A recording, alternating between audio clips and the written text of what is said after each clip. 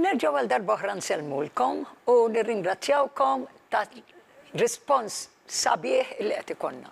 Jiena Ġożef Ċappara flimkien mal-ħabiba tiegħi Beverly Rimmer qed inwasslulkom dal-programm Wow fejn fih qed nagħmlu minn kollox biex inġelukom tifhmu u jimmakom eżattament dis-sistema li għandna kif l-aħjar nittrattawha.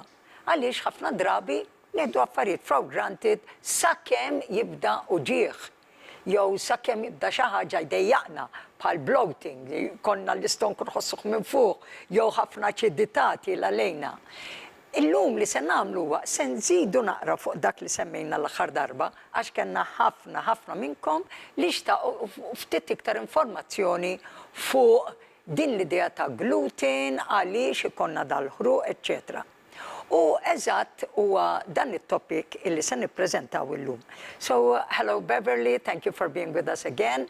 So, basically I am telling our audience that after last program, as you know, we had so many people writing about needing more information about this. Okay. We had started to talk about certain food that we take in, and which is very, very difficult for the system to somehow digest, to go from the gut, which we mentioned was the second brain, and having such an important function. You mentioned that at the end of last program, if I'm not mistaken, that 60% of all intake affects the immune system. 60% of the immune system is located in the gut, in the GI tract. So, when we're talking about the GI tract, it's the tract that goes from the stomach to the... Right the way through the small intestine, the large intestine, down to the rectum. So, għattajdinna, il-60% tal-immune system jiġi affettwat direttament mill-gut. Let me repeat it so I'll make sure that I have understood it correctly. Is it 60% of the immune system that is in the gut and is affected by the gut? Well, if the gut's leaking. So, Mela. So you can see on here. Mela, emmek kanna l-musrana u l-musrana qed turina meta ikonna l-ikel illi minn flok ma jinżel kif għandu jinżel għaliex għandu fejn se jiffirex l-emmulaw. Qed isib parti illi hija miftuħa mill-musrana u allura joħroġ u jibda jaffettwa l-organi differenti. Can I ask, so the gut is not an organ? It's a system. It's a system, okay. So, you know why I'm asking, because I kept on thinking about, we had a diagram the other day, and which was showing like, you know, how the food is passed on. And the gut wasn't mentioned.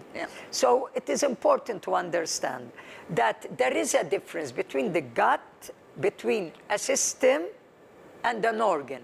Kif tafu l-aħħar darba tkellimna, u meta at one point kellna wkoll diagram, illi kienet juri kif jgħaddi l-ikel mis-sistema. U waħda mill-affarijiet illi baqgħet waħed bdejt ngħid imma għaliex il-kelma gut mhijiex hemm. Għax ovvjament il-gatt mhix organu, imma hija sistema ta' kif timxi biex nifhmu. Il-karozza hija oġġett, hija l-organu. It-traffiku u s-sistema. So I'm giving this, you know, sometimes some images come to mind because you inspire me with these images. So I just, you know, feel that they communicate more what we are saying.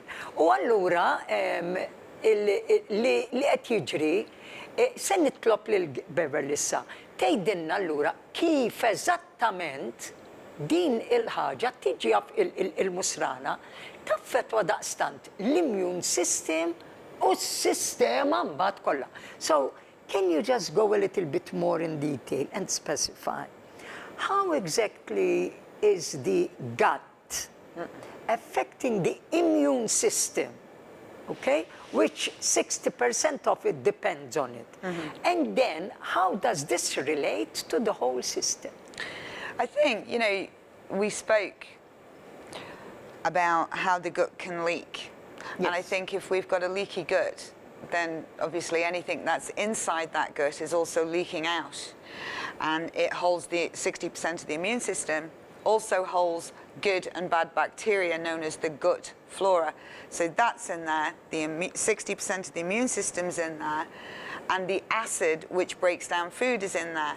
So if the gut is leaking, all of those things, and many, many more, are leaking out. Mela, qed tibda biex tispjeganna kif fil-verità la darba aħna ikonna mela aħna ħalli niftehmu. Maħniex qegħdin nitkellmu fuq il-pubbliku ġenerali, qegħdin nitkellmu fuq sintomi illi ċerti nies ikollhom. Jien pereżempju l-aħħar darba semmejtilha illi ġieli inħossni nikol xi ħaġa nħossni nintnefaħ, jew kellha jkolli ħruq ta' stonku. U Beverly qed tindirizza bħalissa dawn it-tip ta' sintomi l-istess kif bdiet tindirizza l-aħħar darba meta jkollna nies li jbatu minn ċerta ansjetà, minn ċerta biżgħat, minn ċerta depressjonijiet u kif dawn jiġu kollha affettwati direttament mill-gatt. L-immune system, jiġifieri s-sistema li l-inna iżżommna bilanċata u li l-inna itħallina dejjem, tibatinna dejjem il-messaġġi fl-organi kollha tal-ġisem biex inkunu fl-aħjar sistema li aħna. Jekk il-gatt il-musrana hija liki, hija qed tarmi likwidi minna, is-sistema se tbati. U allura huwa hawnhekk propju fejn qed tgħidilna illi jekk aħna qegħdin niklu ċerti affarijiet bħal huma affarijiet ta' deri, bħal huma affarijiet ta' gluten, illi għandna lista naqra fihom daw bħal mija l-ħmira, bħal l-ħafur jew oats, bħal l-ispelt, bħal x-xajr jew il-barley, bħal huma l-oven chips li fihom ħafna minn dawn l-ingredjenti. Hemmhekk li qed jiġri u li qed jiġri hekk ngħidu mort ħadd pizza. U ordnajt milkshake mal-pizza. Il-milkshake jekk ġej minn prodott tal-annimal, ta' ħalib tal-annimal, għax hemm ħalib ieħor, coconut milk, almond milk, etc. Issa tkellimna fuqhom. Imma jekk kien qed nieħu pizza beħmira u qed nieħu wkoll mija mal-pizza qed nieħu wkoll il-ħalib milkshake, mela jiena 99% se jkolli ħruq ta' stonku għaliex bil-mod ta' kif jgħaddi se joħloq ħafna gass. So, can you explain, so I have often heard this being said that if you are taking like pizza, yes, you know there's already wheat, and not everybody is wheat tolerant. Now, adding insult to injury, if I'm not wheat tolerant and I take a milkshake, why? What happens to the system? Why does so much gas result? And you know, sometimes you feel like you're so bloated and like you have all this. May take a heart attack. Yeah, it's true. Sometimes it's that bad, isn't it? Yeah. Why? Okay, so it's important to know that gluten, wheat is part of gluten, it's got gluten in it. So gluten and casein, which comes from the breast milk products that come from an animal, so animal breast milk products contain casein, and gluten is in many different foods, including bread, pizza, the outside coating of nuggets, so on and so forth, many grains. So if you take gluten and you take casein in dairy, both of them require, when you eat them, they release a gas called a peptide, and they require an enzyme called DPP4. They both require the same enzyme. So if you add both of them together and you eat that, that's a lot of requirement for DPP4 at once. Okay. If you don't have any, or you have a small amount, that's a lot of food that's not being digested. So basically, if I give this kind of analogy, see if it makes sense. It's just like me talking and eating at the same time. And the breathing cannot, and the stomach cannot, the system cannot take these two together. What it's like is if you were to leave food on a plate in August Yes. in Malta on a worktop Okay. for a month. Yes. All right, you know what's going to happen to that. It's going to decompose. Yes. It's going to putrefy. Yes. It's going to turn into a gas, liquid. It's going to smell noxious. Yes. Because that's the gases coming out of it, and it's going to be very toxic. All right. Okay. That's because you didn't clean it up. If you do not digest, metabolize the food you eat, you're not cleaning it up, you're not moving it, and so it's putrefying. It's decomposing. Okay. It's converting into a gas, which is rising and pushing everything up, which is why sometimes it feels like, you may take a heart attack or a panic, Yeah, okay. because everything's being pushed up with gas. Alright. Mela, li qed tgħidilna huwa illi meta aħna nkunu qegħdin nieklu dawn l-affarijiet, illi l-ġisem tagħna li mhux ta' kulħadd huwa l-istess. Illi l-ġisem tagħna ikun qed juri sintomi kif qed insemmu ta' bloatiness, ta' ħruq ta' stonku kbir, ta' kultant li jaqbadni attak taf kif ejja ħanlestu ħammorru lem għax qed niddejja għax bajt ta' xejjejt. U tinduna inti li ħuj x'qed għadi s-soltu fil-qegħdin nitkellmu bil-mod u inti wkoll tibda tirrealizza fik innifsek li dawn l-affarijiet mhumiex xi ħaġa li kienu normali fik. Li jkun qed jiġri hu illi l-eżempju li tagħtu ejja ngħidu aħna fit-temp ta' Malta f'Awwissu dik ix-xemx taħraq. Ikontna li kellu nħalluh barra.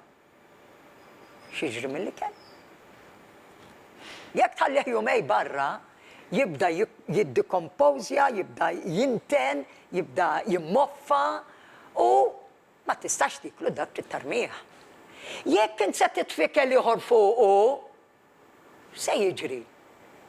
Inti se jivvalenak. Immaġina l-istess ħaġa qed tiġri fis-sistema tagħna meta aħna qegħdin niklu. U allura nkunu il-ġisem ikun qed jieħu ingredjenti li ma jiflaħx għalihom biex jiddiġestihom flimkien, għaliex jekk għandek pereżempju ħmira u dairy product f'daqqa waħda u inti il-ġisem tiegħek m'għandux biżżejjed enzymes għalihom, m'għandux biżżejjed biex jiġġilidhom, allura li se jiġri hu illi l-istess bħal platta li qed isir immuffat, dak kollu se jispiċċa hemm.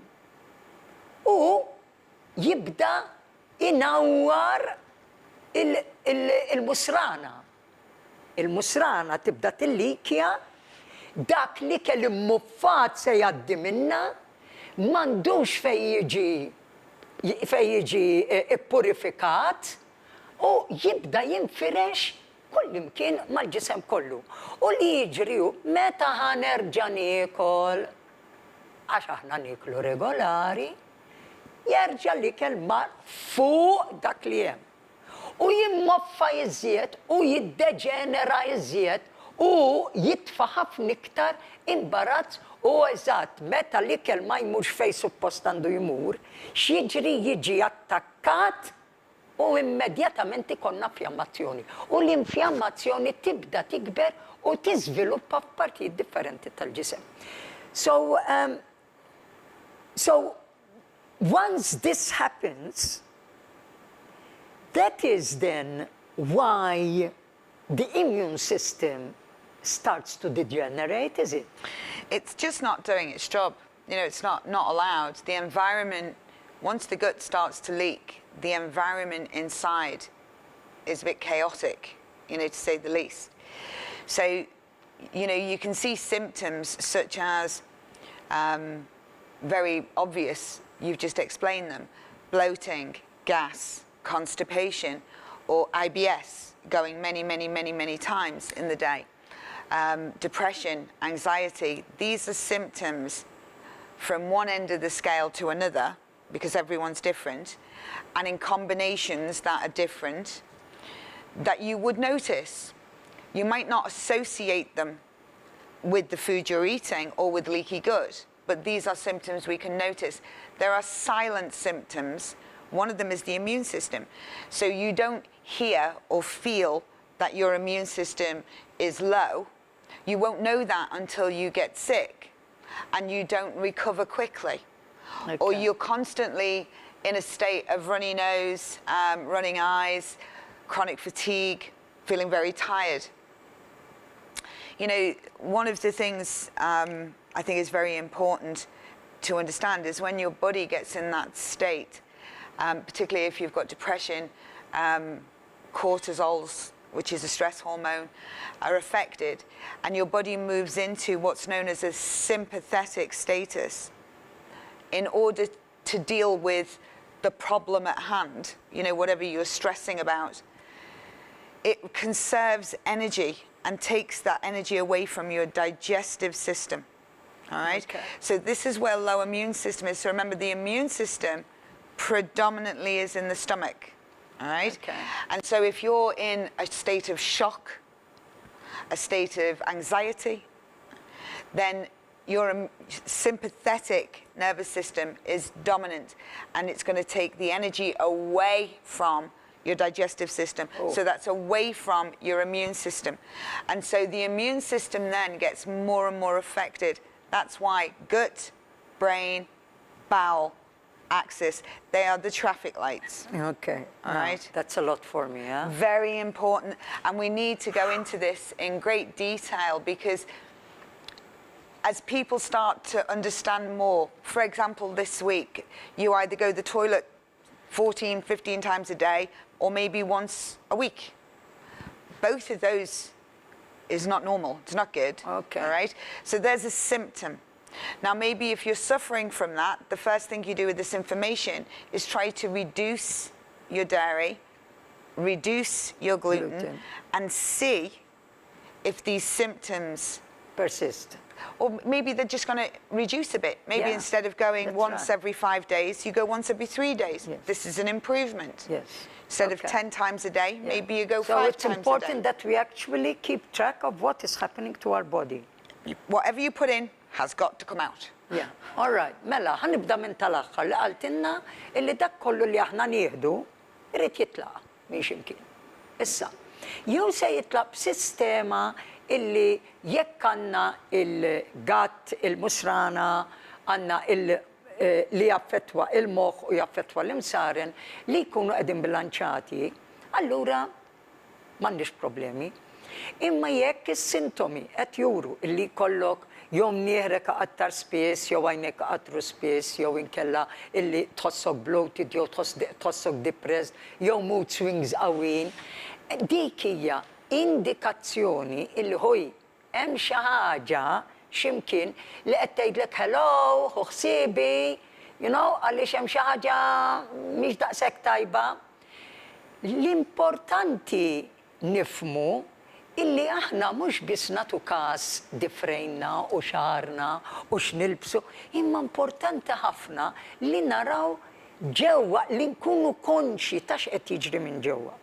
Mela, meta jinstaqsejta dwar isma' imma allura kif jiġi affettwat l-immune system. Spjegat illi jekk l-immune system mhuwiex qed isib ambjent tajjeb, l-ambjent qiegħed kollu kontrih, m'għandux forza biżżejjed għalih. Allura li qed jiġri huwa illi importanti li malli aħna nħossu xi ħaġa minn dawn is-sintomi li rridu nagħmlu ngħidu isma' ħalli innaqqas ftit mill-affarijiet tad-deri, ħalli innaqqas naqra il-gluten u nara x'jiġri. Għaliex pereżempju jekk jiena persuna illi nidħol 14-16 darba t-toilet f'ġurnata, jew bil-kontra. Jiena persuna illi isma' nuża toilet darba kull 5 ijiem, kull ġimgħa. Jibda naqqas ftit minn dawn illi qegħdin ngħidu. Għaliex aħna inutli nparlaw biss. Huwa importanti nkunu nafu x'nistgħu nagħmlu biex ngħinu lil nfusna. Naqqas milli tikol affarijiet ta' gluten, milli tieħu deri. Naqqas mit-zokkor, mill-affarijiet li huma ħelwin. Żid naqra exercise, tmur naqra passiġġati, jew tagħmel eżerċizzju li tħobb. U mbagħad inti se tinduna illi ibdara x'qed jiġri fil-fiżiku tiegħek. Ara, qed immur inqas biss fit-toilet, qed immur flok minn daqshekk konstipata qed inħossna ħafna iktar aħjar għax flok kull ġimgħa qed immur kull tliet ijiem. Progress. Irreġistrah dak il-progress għaliex xi ħaġa qed toħolqu. Għax kif qaltilna dak li jidħol irid joħroġ. Jekk mhux qed joħroġ qed imarrad. Qed joħloq infjammazzjonijiet. Qed joħloq uġigħ. Qed joħloq jaffettwana fis-sistema emozjonali tagħna, fil-mod ta' kif naħsbu, ta' kif nirraġunaw, ta' kif l-affarijiet ta' madwarna jaffettwana. U daw se jibqgħu għaddejjin eżiż. Allura huwa importanti ħafna illi nkunu konxi ta' dak illi qed nikkonsmaw. Se nifqu għal ftit tar-riklami ibqgħu magħna għaliex fl-imiss se nagħtu ħafna iktar tarif dwar kif nistgħu ninġabru minn dal is-sistema illi lilna tkun mbagħad ħakmitna u ma nkunux nafu kif għandna nistgħu nirpiljaw minnha. Ibqgħu magħna.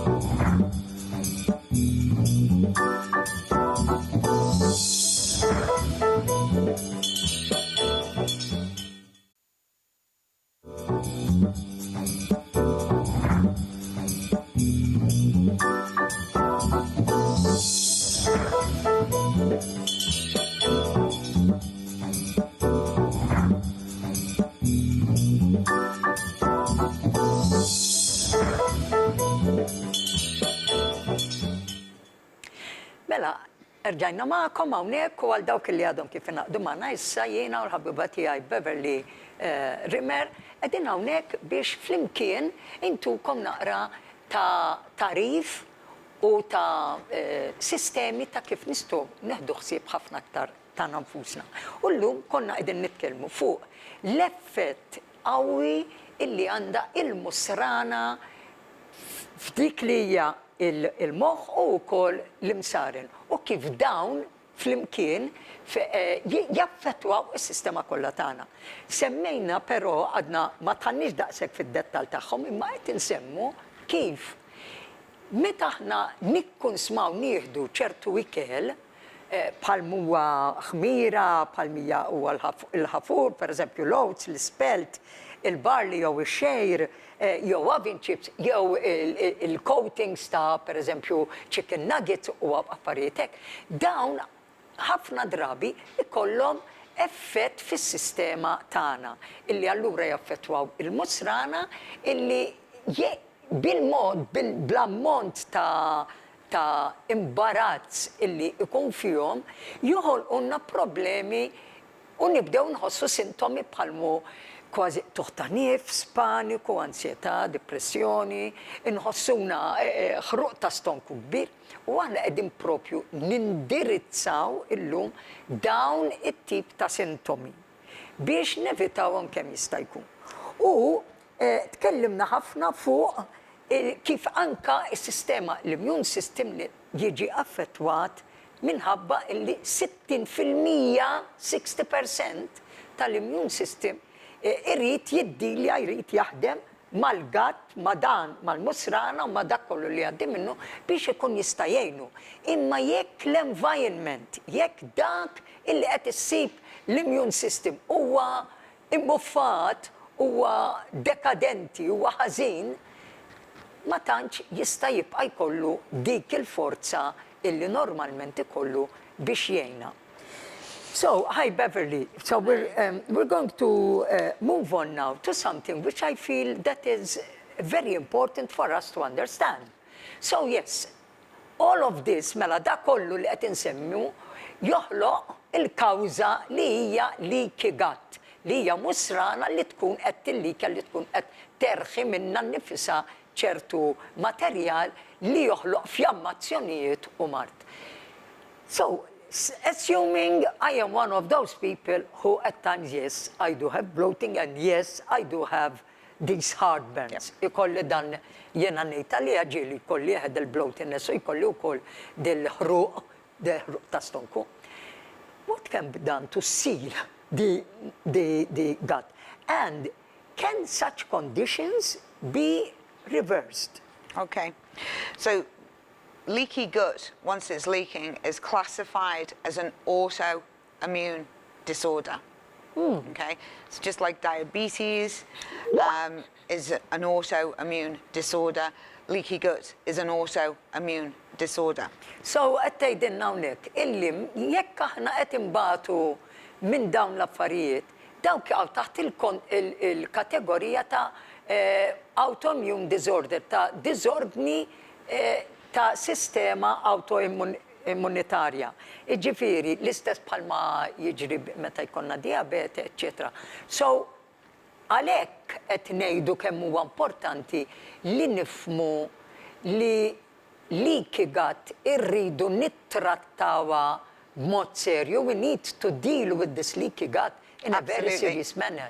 Absolutely, and you know, I think when we look at the gut itself, and it's called permeability, so how much it leaks, like a tea bag. So it's not big holes, these are more perforations. The tight junctions have opened. So how do we tighten them up? You know, it's a key factor. Number one is whatever is triggering leaky gut, you need to stop doing that. So if it is gluten and it is dairy and you stop consuming it, you'll stop making it worse. Tayyib. So what we are saying here is that once we do have, you know, these symptoms, what we need to do to reverse the situation is that, ara jena, qed nerġa' nitkellem bl-Ingliż, skużawni, kultant nitfixkel, mela. Li għanna għax qed nifhem x'qed tgħidhi u qed nittranslejtja u kultant ninqabad nerġa' nibqa' bl-istess lingwa. Mela, li qed tgħidilna hawnhekk importanti ħafna Beverly huwa illi il-musrana jekk hija il-musrana mhijiex qed tieħu l-affarijiet kif għandhom ikunu purifikati notfa, se timrad u se toħroġ u se tibda tillikja. Issa, il-biċċajja din, illi dawn l-autoimmune diseases illi għanna, iridu jisibu sistema ta' kif huma jistaw jerġaw ifiqu.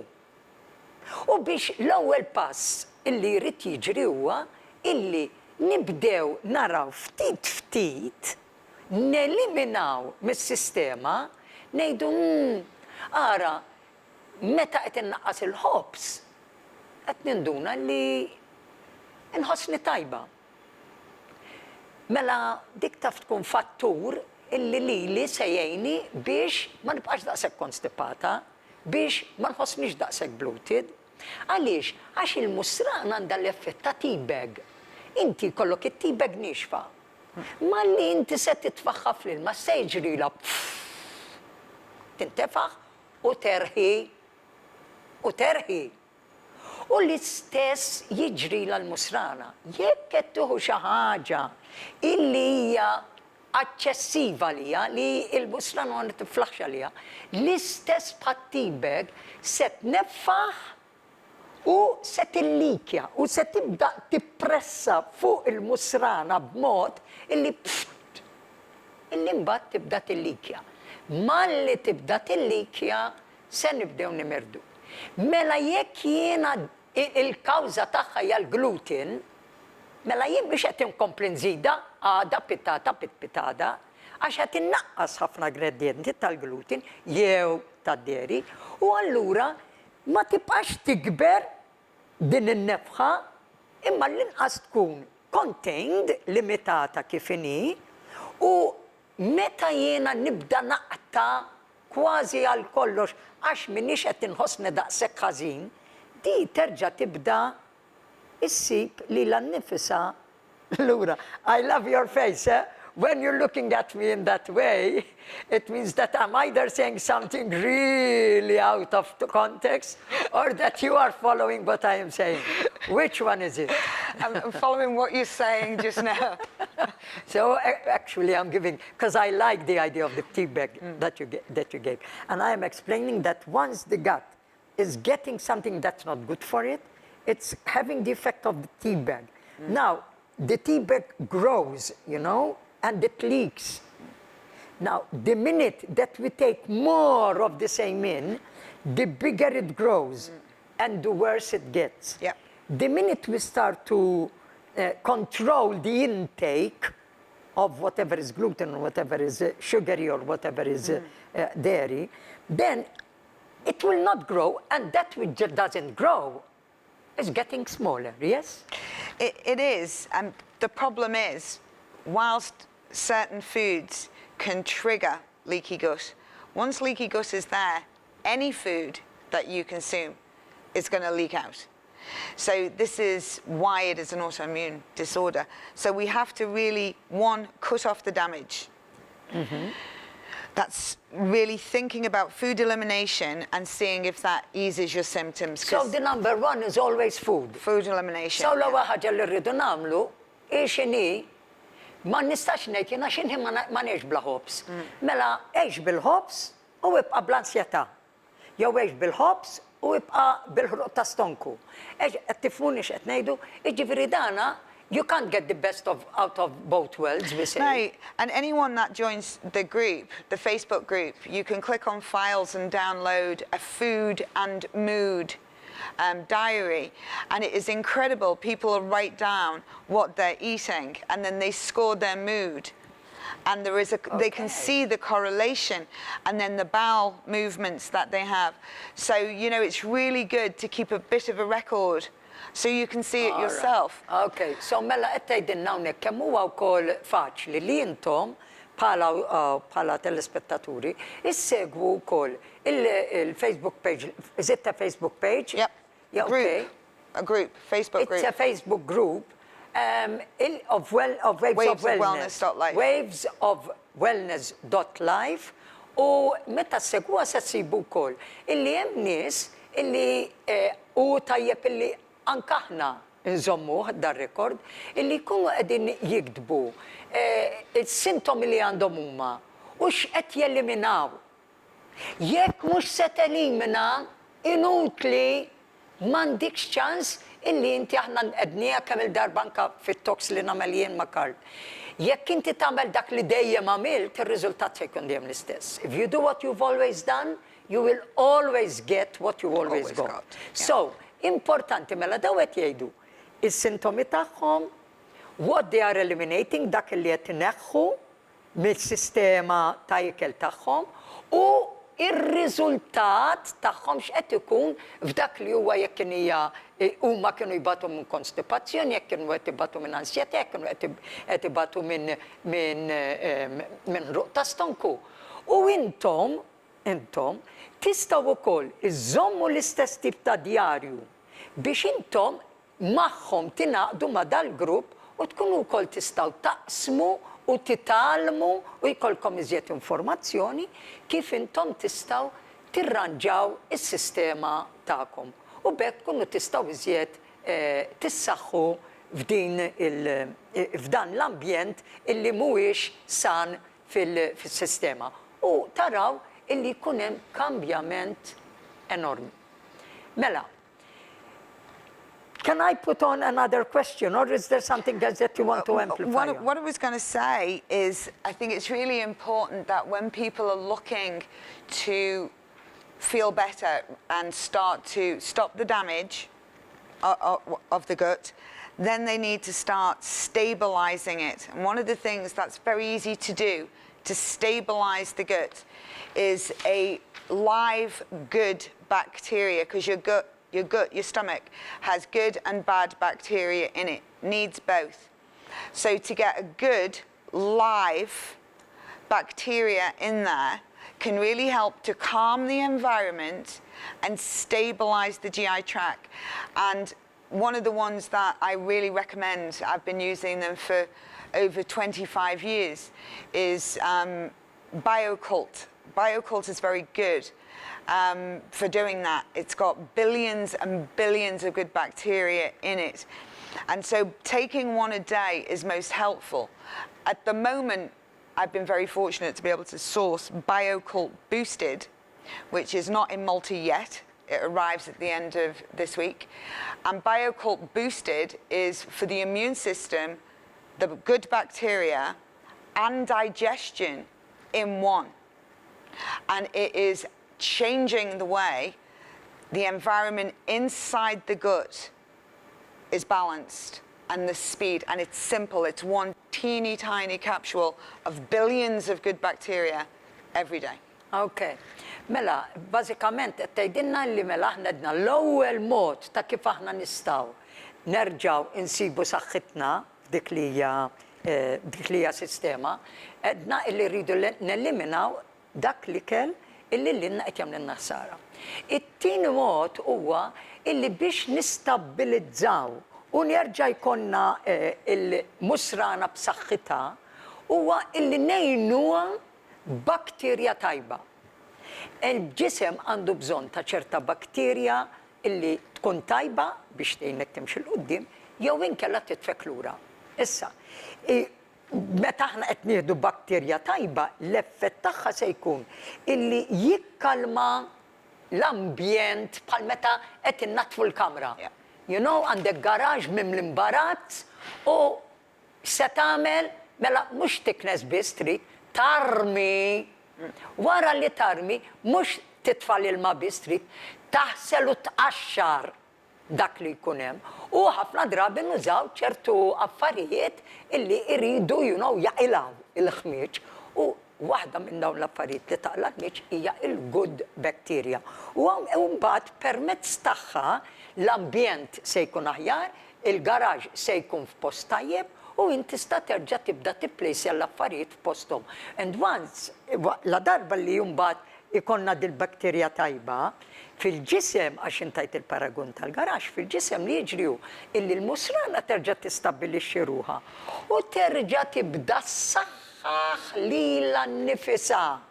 Għaliex issa l-immune system qed isib x'jista' jsaħħaħ, mhux qed jerġa' jsib is-60% tiegħu, is-60% tal-immune system mhux qed isib issa iktar ħmieġ u mbarazz, imma qed isib ambjent ta' san u tajjeb.